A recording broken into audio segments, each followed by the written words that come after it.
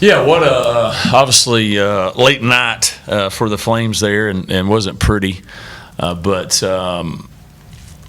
so thankful to be able to find a way to win it. And any time that you're not playing as well as you hoped, you're looking for some type of, maybe a jump start to get your team going in the direction you want them to go, and to be able to finish that game and find a way to win there in the fourth quarter when it looked just bleak the whole time.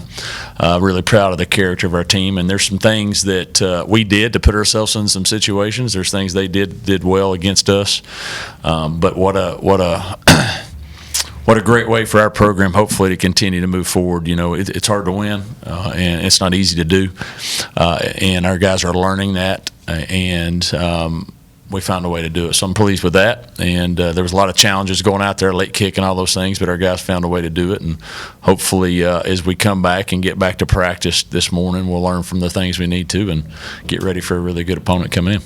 You told me after the game Saturday night that it took the offense a while, and that maybe at times you guys got away from the run a little bit too early in that game. What are the conversations typically like after a game, just you and your coordinators, and talking about play calling and those types of things, and then what were they like after this game specifically too?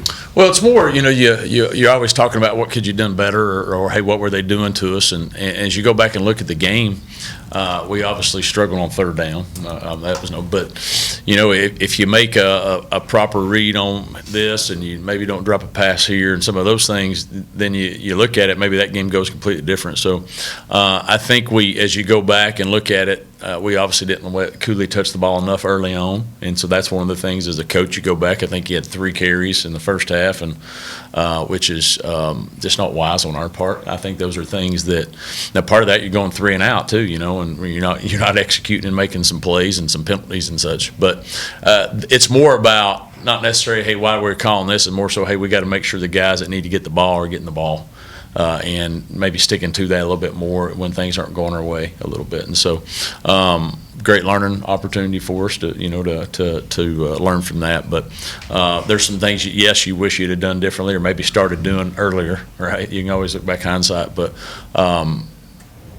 we got it fixed. When it needed to get fixed. If you look at statistically, you end up with whatever, I think 470-something yards, and over 200 rushing again and all that stuff. But we obviously hold ourselves to a high standard and think we should just be running everybody up and down the field, and that's not the case. That's not the case. And so sometimes as the head coach that you expect it to be, oh, we should be doing this easy, and it's not easy. It's hard. And the other team has been scheming for you all summer and all those things. We're one of the only. We're probably, we get schemed throughout spring and all those things because our offense is different. So guys are really putting a lot of time into doing that, and we got to do a better job offensively to making sure once we see how they're doing defending us to go into the answers that we need to go to.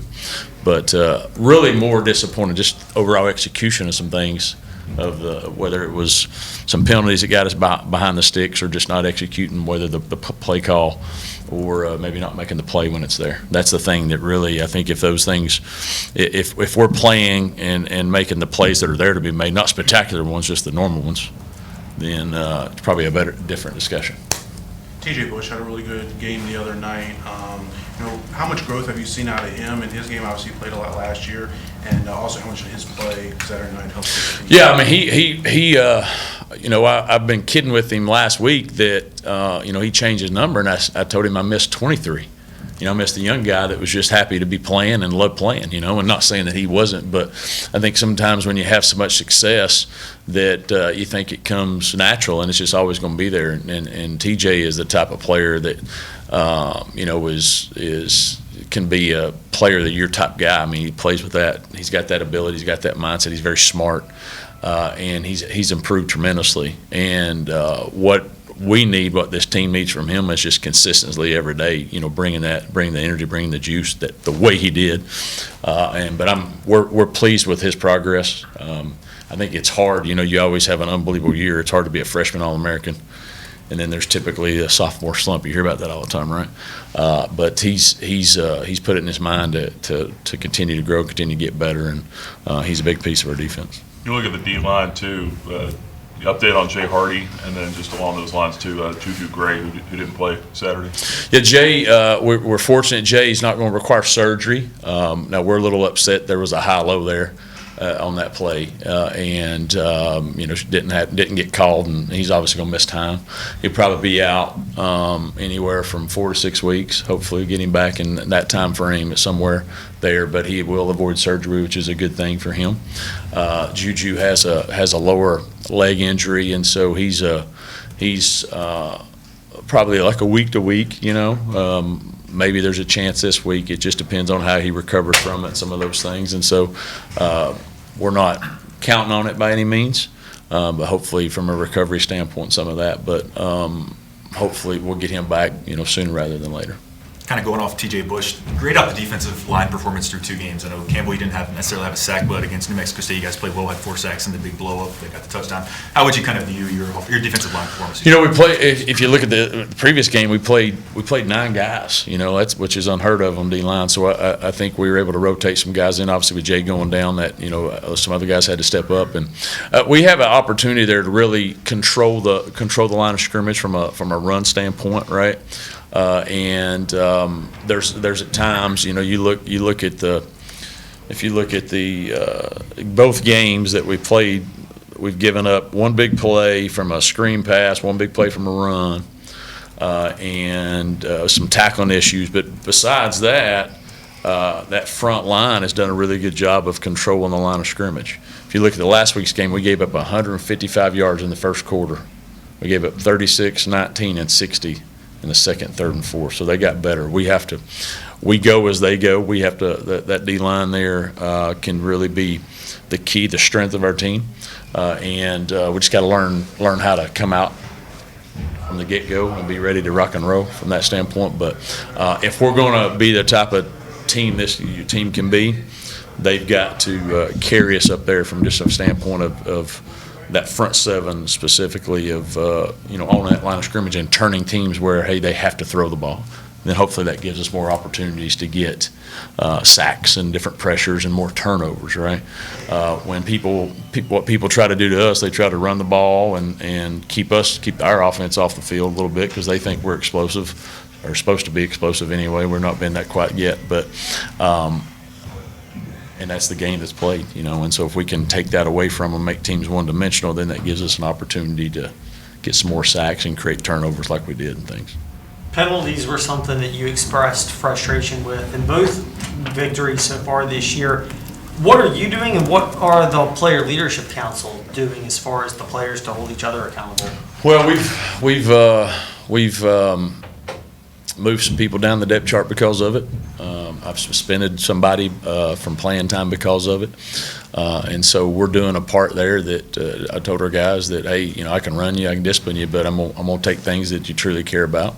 And it's not like it's not like guys are trying to, I'm gonna go out and do this. In the heat of the moment, we're not responding in a good way. And so our Unity Council really challenged them on that by position there. Hey, we got to be able to control our emotions, because what everybody's going to do now, and if you go back and look at some of them, should have been on the other team, but we're getting called for them. Why? Because that's what people think we are, and we are what reality is right now. Perception's reality, and perception is that, hey, we're undisciplined. And so challenge the Unity Council on that, but I have removed some guys from starting position or reduced playing time because of those. And so hopefully they'll get the message. You look at UTEP, it's a team that's coming off a tough loss at home. They're 0-2, but obviously you don't take anybody for granted coming in here. Have you seen us play? We can't. Yeah.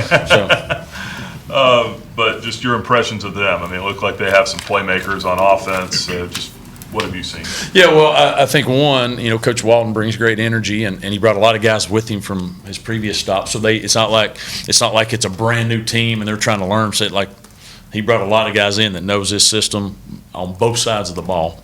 So to me, they're a team that it looks like they've been together longer than actually what they have, because of they're the way they can play. There's a lot of continuity they have because of who he was able to bring in. Two, they play extremely hard. Play with unbelievable effort, and they don't quit. The unfortunate. If you look at Nebraska game, Nebraska obviously they got beat a decent amount, but they really played that game well. And then they were leading this whole game, in their previous game there, and just like us, had some penalties that went against them, and those penalties really hurt them in some key situations. And so, obviously, they're going to get that cleaned up, hopefully, like we will. And so, if they don't have those things, they're one-on-one, feeling a lot of confidence. And so, for our team, we know what we're learning is we're circled, right? We're circled, and so we have to circle those teams. Instead of let's see, we'll come out and we have to go after. We have to learn how we have to go after people that we're circling you, and we know they're coming and they're going to do they're going to play hard and they're going to be excited about playing. They're not going to be nervous about playing here. They played in Nebraska that seats 90 or 80, whatever that was, and I think they had 40-something thousand there. So it's not like they're going to be intimidated coming in. They're going to come in here with confidence to play and confidence to win. And we have to make sure that we're the most energized and the most team that's ready to play.